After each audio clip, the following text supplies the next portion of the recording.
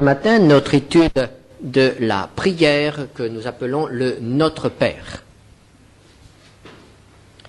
Et nous la trouvons dans l'évangile de Matthieu au chapitre 6. Matthieu 6, où nous lirons les versets 7 à 15.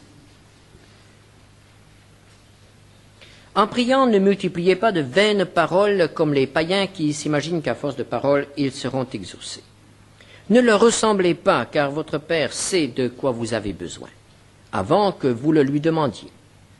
Voici donc comment vous devez prier. Notre Père qui es aux cieux, que ton nom soit sanctifié, que ton règne vienne, et que ta volonté soit faite sur la terre comme au ciel. Donne-nous aujourd'hui notre pain quotidien. Pardonne-nous nos offenses, comme nous aussi nous pardonnons à ceux qui nous ont offensés.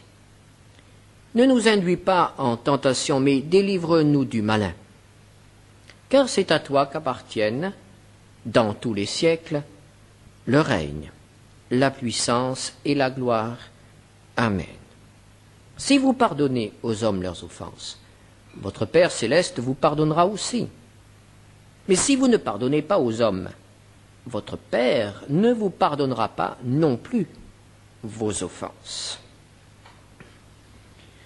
Le Seigneur nous apprend à nous adresser au Père, à un Père qui nous connaît, qui connaît nos besoins, avant même que nous ne les lui apportions. Il connaît, il sait.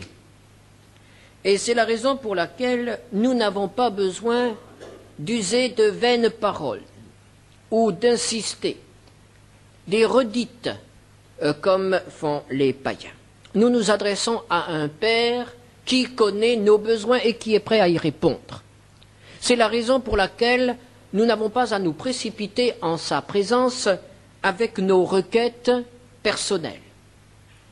La prière n'est pas un moyen qui nous permet d'obtenir quelque chose, n'est pas l'argent du ciel qui nous permet d'acheter les faveurs que nous désirons, mais la prière est avant tout, en premier lieu, une rencontre avec quelqu'un, une rencontre avec notre Père. Et si notre prière n'aboutit pas à cette rencontre, si nous n'avons pas au moment de notre prière, cette révélation de la richesse, de la plénitude de la personne du Père, nous n'avons pas la bonne attitude dans la prière. La prière ne consiste donc pas à demander, mais la prière consiste avant tout à rencontrer.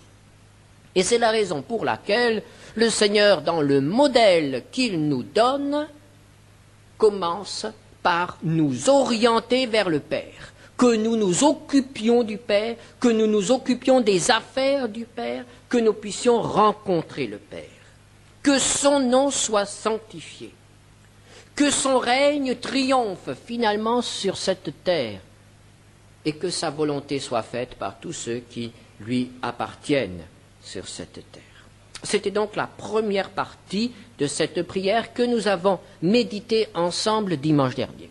Et nous arrivons maintenant à cette partie qui exprime nos requêtes et nos besoins personnels. Verset 11. Donne-nous aujourd'hui notre pain quotidien. Le pain. Donne-nous le pain. Dans ce mot se résume tout ce dont nous avons besoin. Il ne s'agit pas seulement du pain, comme celui que nous venons de rompre ensemble. Il s'agit de tout ce qui constitue notre alimentation, notre nourriture.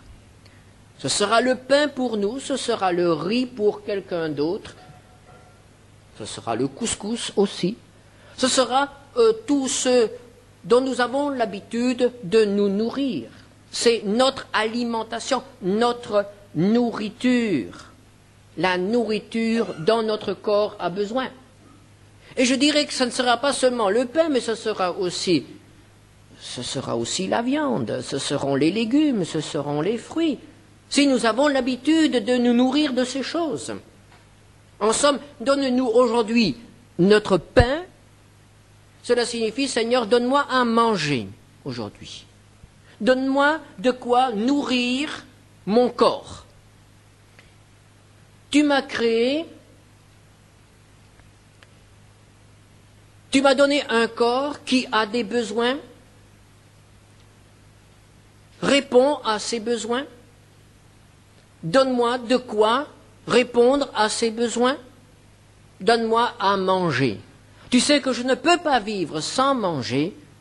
Seigneur, donne-moi à manger. Le Seigneur s'occupe donc des besoins de mon corps. Il est prêt à donner la nourriture. Mais mon corps a encore d'autres besoins. Ce qu'il faut pour vivre. Mon corps a besoin d'être vêtu. Surtout quand il fait froid. En été, ça va déjà mieux. Mais en hiver, nous avons besoin de vêtements. Notre corps a besoin d'être couvert. Dans nos régions et dans beaucoup de pays, nous avons besoin d'un toit, nous avons besoin d'une maison. Nous avons besoin même de maisons qui ont des murs épais et qui nous isolent de l'extérieur. Nous pouvons apporter ces besoins au Seigneur. Seigneur, j'ai besoin de pain. Seigneur, j'ai besoin de vêtements. Seigneur, j'ai besoin d'un logement, j'ai besoin d'un toit, j'ai besoin d'une maison.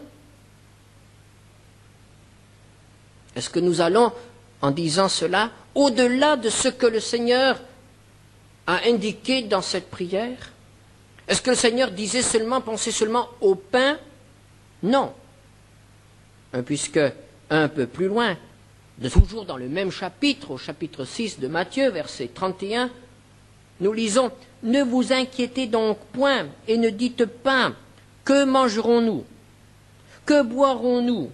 De quoi serons-nous vêtus ?» Et le Seigneur ajoute « Le Père vous donnera ces choses. » Vous donnera ces choses. Le Père est donc prêt à nous donner non seulement la nourriture, mais aussi le vêtement et le logement. Comment nous les donnera-t-il? Il nous donnera d'abord les moyens de les acquérir. Et la parole de Dieu est tout à fait claire à ce sujet. Les moyens d'acquérir toutes ces choses, c'est le travail. Comment le Seigneur va-t-il répondre à ma requête? Seigneur, donne-moi aujourd'hui le pain dont j'ai besoin. Le Seigneur va y répondre en me donnant aujourd'hui le travail qui me permettra d'acquérir ce bien. Il ne s'agit donc pas d'attendre tout simplement sans rien faire, les bras croisés. Il s'agit de travailler. C'est la volonté de Dieu. Nous connaissons cette expression, cette affirmation de l'apôtre Paul que celui qui ne veut pas travailler ne mange pas non plus.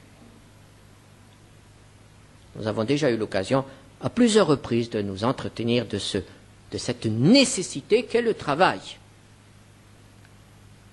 Donne-nous aujourd'hui notre pain quotidien, cela veut dire aussi donne-moi le travail. Et en ces périodes de crise économique, en ce temps de chômage, ce travail devient particulièrement précieux, particulièrement important. Et nous pouvons, en tant que chrétiens, demander à Dieu de nous donner chaque jour le travail. Et je crois qu'il ne s'agit pas seulement de demander, mais il s'agit aussi de remercier. Car si nous pouvons travailler, c'est aussi une grâce de sa part. Pour pouvoir travailler, il faut aussi en avoir les forces, avoir la santé. Aussi nous pouvons mettre là-dedans, dans cette requête, donne-nous le pain quotidien, nous pouvons mettre aussi le travail et nous pouvons aussi mettre la santé. Seigneur, donne-moi aujourd'hui les forces, la santé dont j'ai besoin pour travailler. Pour accomplir cette tâche qui me permettra d'acquérir mon pain, mon vêtement, pour payer ma maison. La santé. Est-ce que nous pouvons ainsi exposer nos besoins au Seigneur? Oui, certainement. Et nous pouvons les exposer avec action de grâce, parce que nous savons qu'il est un Dieu généreux. Cette générosité se révèle aussi dans ce discours de Jésus que nous avons devant les yeux.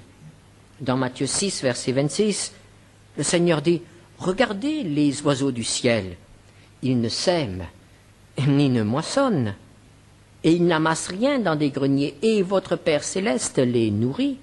Ne valez-vous pas beaucoup plus qu'eux? Puis regardez les lys des champs.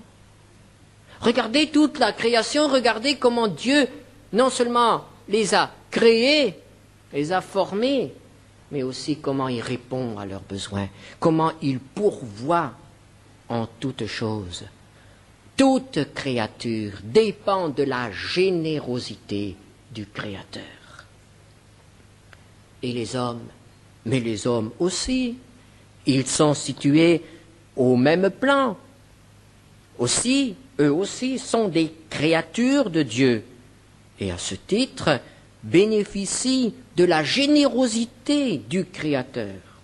L'apôtre Paul le rappelle dans son discours devant des hommes qui ne connaissaient pas le Dieu de la création. Acte 14, verset 17.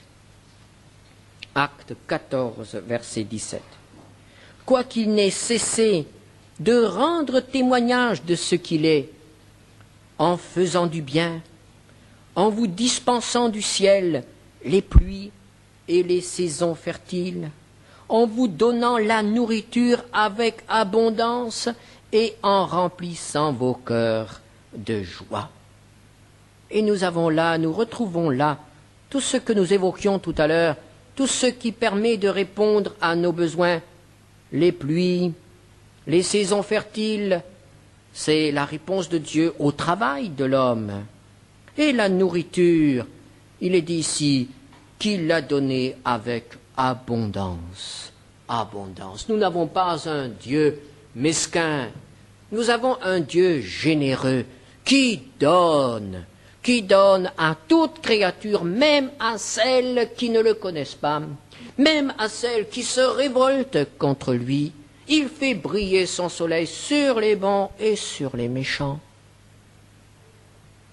À ce titre, chaque homme, en tant que créature, bénéficie de la bonté de Dieu.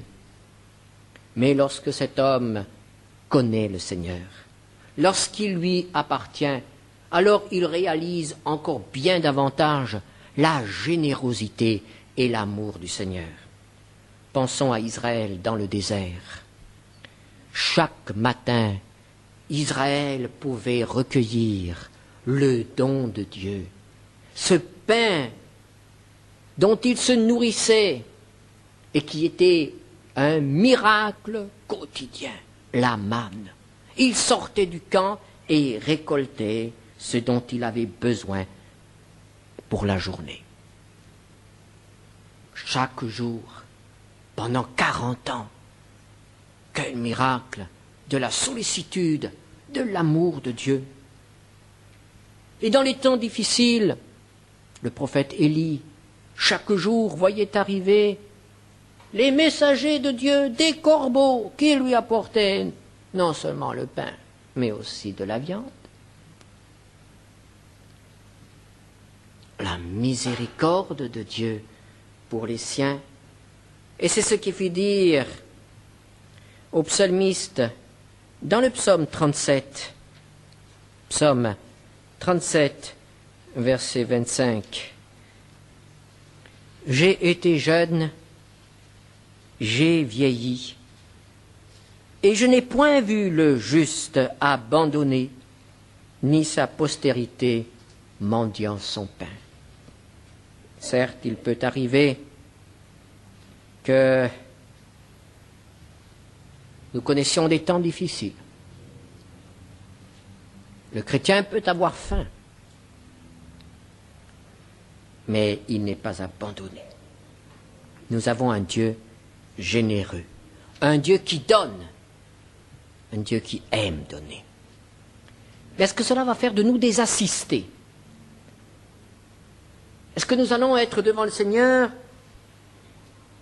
comme des gens qui reçoivent et qui attendent chaque jour ce dont ils ont besoin? Non. La parole de Dieu est tout à fait formelle.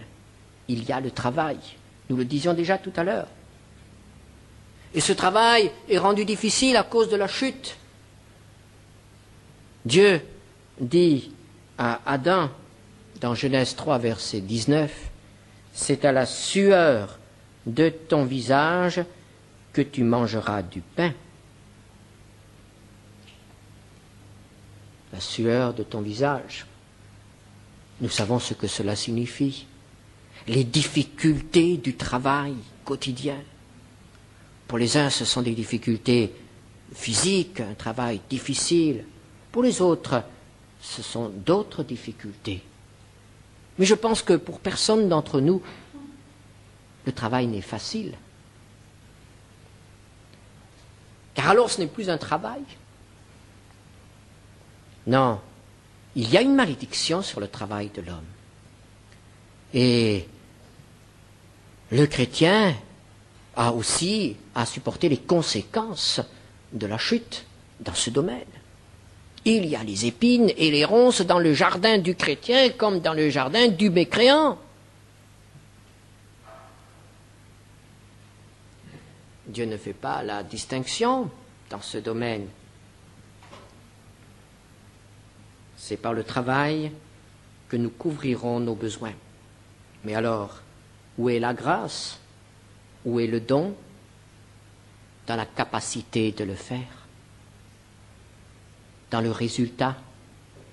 Dans la bénédiction que le Seigneur accorde. Est-ce que nous sommes conscients que le fait de pouvoir travailler, même s'il s'agit d'un travail difficile, est une grâce de Dieu? Une bénédiction de Dieu. Est-ce que nous pensons parfois à le remercier de pouvoir chaque matin nous lever pour aller à notre travail? Il y a encore une autre condition. Non seulement le travail, mais la manière dont nous l'accomplissons. Notamment l'honnêteté. Éphésiens 4, verset 28. Que celui qui dérobait ne dérobe plus, mais plutôt qu'il travaille. Il ne s'agit pas seulement de faire quelque chose, mais il s'agit de faire quelque chose qui glorifie Dieu. Il s'agit de faire quelque chose autrement, avec un autre esprit. Ni fraude, ni mensonge doivent toucher le travail du chrétien. Pourquoi? Parce que Dieu nous a donné un esprit qui est esprit de vérité. Parce que Dieu nous a donné un esprit qui est un esprit saint. Et nous ne pouvons pas lorsque nous travaillons, et que nous faisons toutes choses au nom du Seigneur, comme nous y exhorte l'apôtre Paul, nous ne pouvons pas, si nous voulons le faire pour la gloire de Dieu, mêler le mensonge à la vérité. Frauder, tricher, dérober. Oh, combien le vol est fréquent sur le lieu du travail. Combien d'employés, d'ouvriers pensent que tout ce qui est là leur appartient et se servent. On a calculé que dans certains magasins, ça pourrait remplir des wagons. Tout ce qui part comme ça. On se sert. Eh bien, le chrétien ne se sert pas. Même s'il en a la possibilité, il ne se sert pas. Le chrétien acquiert ses biens par le travail honnête. La troisième condition, pour que Dieu puisse nous donner ce pain quotidien, c'est la condition essentielle. Après le travail, après l'honnêteté, ou la manière de travailler, c'est la confiance, ou la foi, la confiance en Dieu. Avez-vous remarqué que Jésus a dit « Donne-nous aujourd'hui ». C'est donc ce que nous avons demandé ce matin. Et ce matin, nous avons demandé de pouvoir manger à midi. Je pense que ce n'a pas été vraiment le cas pour beaucoup d'entre nous. De devoir demander ce matin de quoi manger à midi. Eh bien, le Seigneur nous dit que cela peut aller jusque-là. C'est-à-dire qu'au moment où nous demandons, nous n'avons pas encore de quoi prendre le repas suivant. Cela peut aller jusque-là.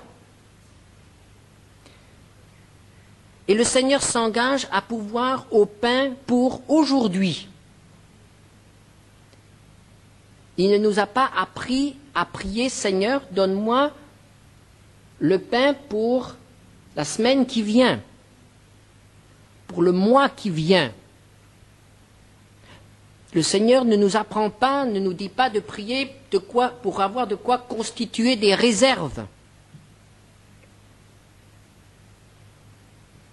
La manne était donnée chaque matin, et celui qui voulait faire des réserves pour le lendemain désobéissait à Dieu, et la manne pourrissait.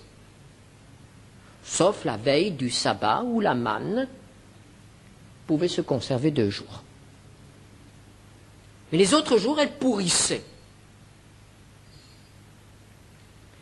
Est-ce que cela veut dire que nous n'avons pas, en tant que chrétiens, à faire des réserves? Je pense que nous avons tous des réfrigérateurs, certains ont peut-être même des congélateurs, et si il devait y avoir un problème, plusieurs d'entre nous auraient certainement de quoi se nourrir pour 2-3 jours, peut-être pour 1 semaine, peut-être pour davantage.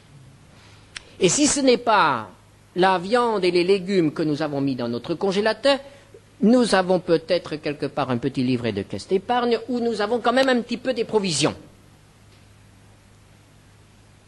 Est-ce que c'est un péché d'avoir un carnet de caisse d'épargne? Est-ce que c'est un péché d'avoir quelques réserves? Absolument pas. Absolument pas. Le Seigneur nous dit de travailler et de gérer ce qu'il nous donne. Le cultivateur, lorsqu'il a engrangé son blé, a bien des réserves pour l'année.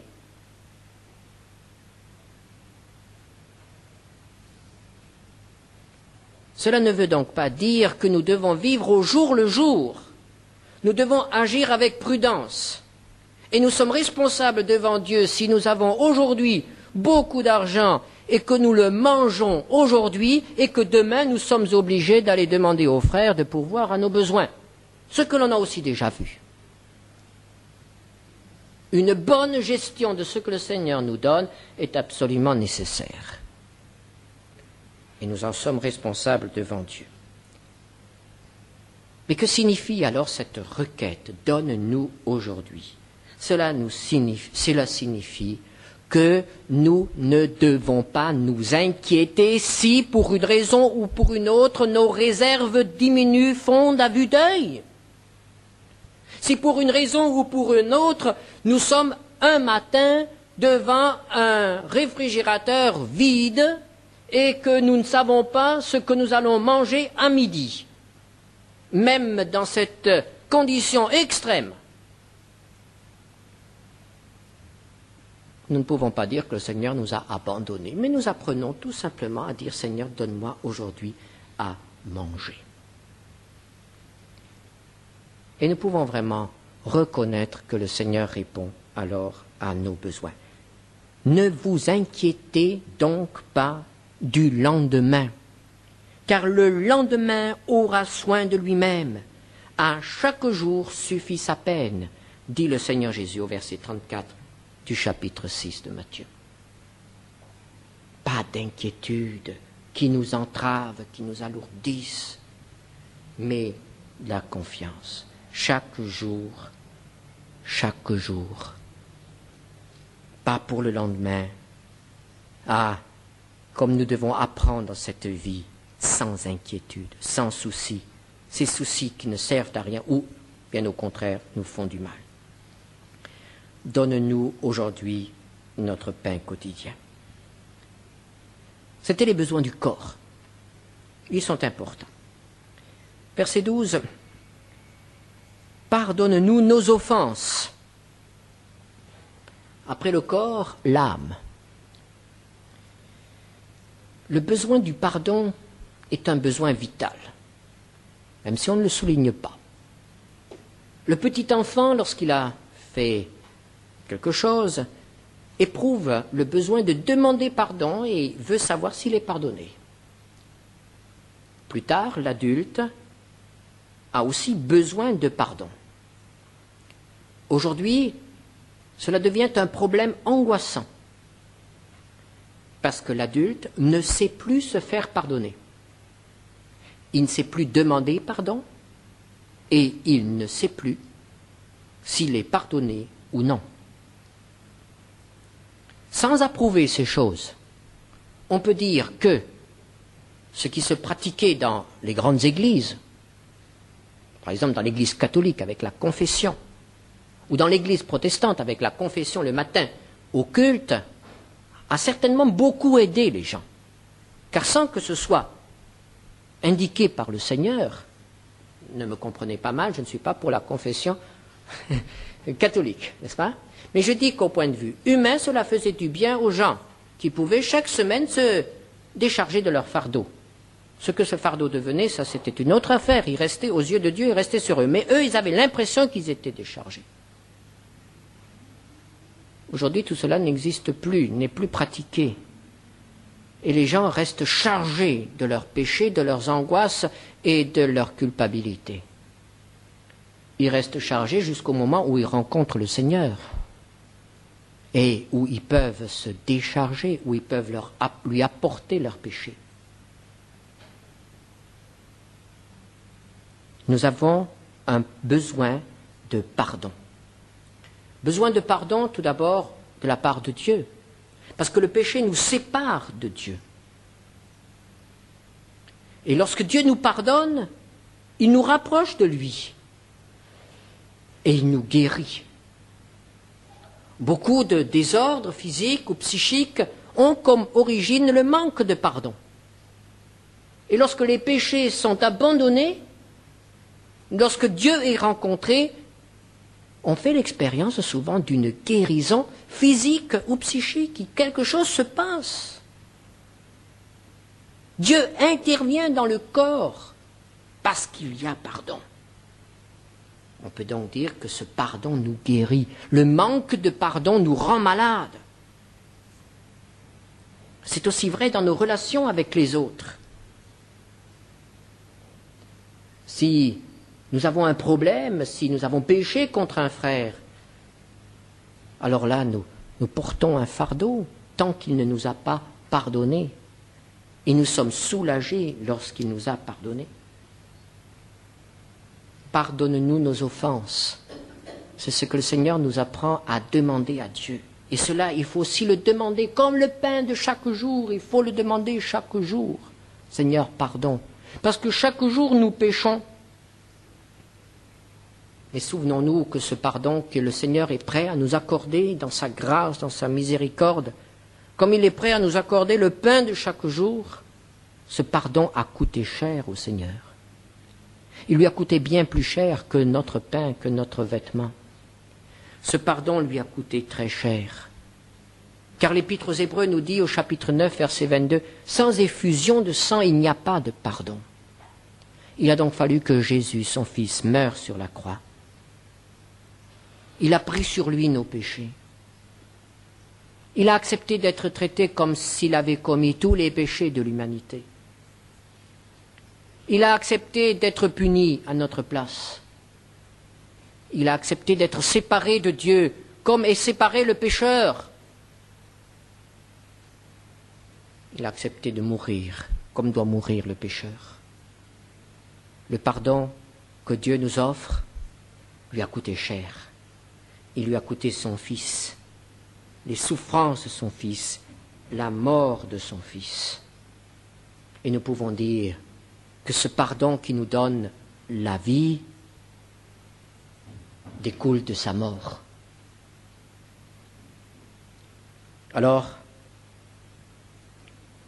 lorsque nous demandons pardon à Dieu, souvenons-nous que nos péchés ne sont pas une petite chose.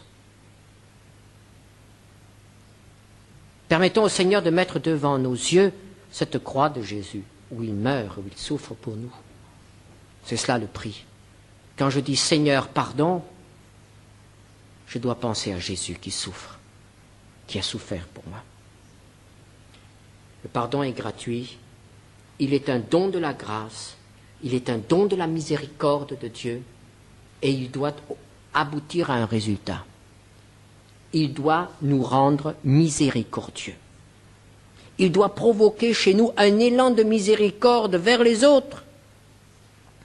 Matthieu 6, versets 14 à 15, c'est pour cela qu'il y a une condition. Si vous pardonnez aux hommes leurs offenses, votre Père céleste vous pardonnera aussi. Mais si vous ne pardonnez pas aux hommes, votre Père ne vous pardonnera pas non plus vos offenses. Il y a là une condition qui est souvent répétée. Plusieurs fois dans les évangiles, nous avons cette condition. Nous avons même des paraboles à ce sujet. Vous pensez à la parabole du serviteur impitoyable. Il a été pardonné, on lui a remis sa dette, il ne sait pas remettre une petite dette à un compagnon. Le résultat sera que lui, on lui retire le pardon et il est condamné. Il s'agit probablement là d'un des obstacles les plus importants dans la vie spirituelle du chrétien. J'en suis parfaitement convaincu. Le refus de pardonner est chez le chrétien un obstacle majeur. Oh, il est à l'origine de beaucoup de problèmes dans les églises, dans les familles, dans la santé. Refus de pardonner, d'oublier comme le Seigneur veut que nous oublions quand nous pardonnons réellement. Il est certain que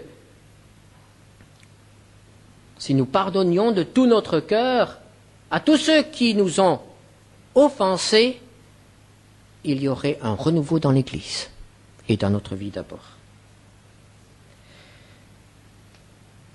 Rappelons-nous cette condition chaque fois que nous nous adressons à Dieu. Seigneur, pardonne mon péché. Et le Seigneur nous répond, je te pardonne, mais as-tu pardonné? As-tu pardonné? As-tu pardonné comme tu veux être pardonné pour ce que tu m'apportes maintenant? As-tu pardonné? Et si nous pouvons répondre oui, alors nous pouvons être certains du pardon. Nous ne devrions jamais dissocier les deux choses. Nous devrions toujours dire, Seigneur, j'ai besoin de ton pardon, mais moi je pardonne. J'ai pardonné. Je déclare que j'ai pardonné. Et je vous assure que beaucoup de choses changeraient dans notre vie. Nous traînons tellement de choses anciennes avec nous. Obstacle dans notre marche avec le Seigneur. Le pardon, c'est la santé de notre âme. Et la troisième requête, ne nous induis pas en tentation, verset 13, mais délivre-nous du malin. Nous avons besoin de protection. La tentation est une attaque de l'adversaire pour nous faire tomber. Il ne faut pas penser, en lisant ce texte, que c'est Dieu qui nous pousse dans la tentation. Non. L'apôtre Jacques est tout à fait formel à ce sujet et il est important que nous relisions ce texte dans Jacques 1, verset 13. Que personne, lorsqu'il est tenté, ne dise « c'est Dieu qui me tente », car Dieu ne peut être tenté par le mal et il ne tente lui-même personne. Dieu ne nous tente pas. Mais chacun est tenté quand il est attiré et amorcé par sa propre convoitise. Il y a un terrain favorable en nous. Et lorsque Satan intervient, nous y répondons. C'est cela la tentation. La tentation est une flèche enflammée que Satan décoche. Et s'il y a de quoi brûler dans notre cœur, ça brûlera. Alors nous demandons à Dieu de nous garder, de nous donner la victoire sur la tentation. Et nous pouvons dire que au moment de la tentation, au moment où elle intervient dans notre vie, quelle que soit cette tentation, quelle que soit sa nature, même s'il s'agit d'une tentation brutale, rapide, inattendu. Nous avons toujours assez de temps pour nous adresser à Dieu et nous emparer de la victoire. Toujours. Même dans les tentations les plus rapides, les plus brutales. Il y a toujours encore assez de temps pour dire « Seigneur Jésus, je te remercie parce que tu es mort pour moi. Et je crois en ta victoire. » Nous avons le temps de peut-être pas de le dire des lèvres, mais de le penser. Le cri du cœur. « Seigneur, je me place sous ton sang. » La victoire nous est assurée alors. Nous ne pouvons pas lutter contre Satan seuls. Même la plus petite tentation est plus forte que nous. Et c'est souvent par les petites tentations que le chrétien tombe. Les grosses, il s'en méfie. C'est les petites qui sont dangereuses, insidieuses, comme les petits péchés aussi. Mais avec le Seigneur, la victoire est possible. Pourquoi ? Parce que Jésus, sur la croix, a écrasé la tête du serpent. Il a dépouillé les puissances et les autorités. Il a vaincu notre vieil homme. Et si nous croyons cela, si nous lui faisons confiance, nous avons la victoire. Besoin de victoire, besoin de protection, comme nous avons besoin de pain, comme nous avons besoin de pardon. Et cette prière se termine ainsi, c'est à toi qu'appartiennent dans tous les siècles le règne, la puissance et la gloire. La puissance est au Seigneur, le règne sera à lui. La gloire lui appartient pour toute l'éternité. C'est ce que nous croyons, c'est ce que nous proclamons dans un monde sans Dieu. Dans un monde qui blasphème, dans un monde qui déshonore, qui souille la création de Dieu. C'est ce que nous proclamons lorsque nous prions. Nous nous adressons à notre Père, comme des enfants, et nous prenons position pour lui. Et l'amen final signifie tout simplement « c'est vrai ». C'est vrai. Et quand je dis amen, je dis c'est vrai. C'est vrai que j'ai un Père. Et c'est vrai que son règne va s'établir sur cette terre. Et c'est vrai qu'il pourvoit à mes besoins physiques, mes besoins spirituels, mes besoins de l'âme. C'est vrai. À lui appartiennent toutes choses. Et il les partage avec moi, parce que je suis son enfant. Les disciples ont dit, Seigneur, enseigne-nous à prier. Je crois que nous avons aussi besoin de lui demander cela. Seigneur, apprends-nous à bien prier, à bien prier. À prier de manière à ce que tu puisses répondre comme tu veux répondre. Amen. Prions ensemble. Tu te révèles à nous, Seigneur notre Dieu, comme un Père. Quel bonheur de te connaître ainsi, de pouvoir t'appeler Père, de pouvoir te connaître, de pouvoir nous réjouir de la communion avec toi, de nous savoir pardonner, de nous savoir l'objet de ton amour. Mais Seigneur, si souvent nous sommes des enfants ingrats, nous n'agissons pas comme tu nous demandes d'agir. Nous ne savons pas non plus dire merci. Chaque jour, nous prenons ce que tu nous donnes et nous confessons que tu nous donnes l'abondance, plus que le pain. Et nous sommes si peu reconnaissants. Pardonne-nous cela, Seigneur, et garde-nous maintenant en toi. Garde-nous tous en toi, Seigneur, selon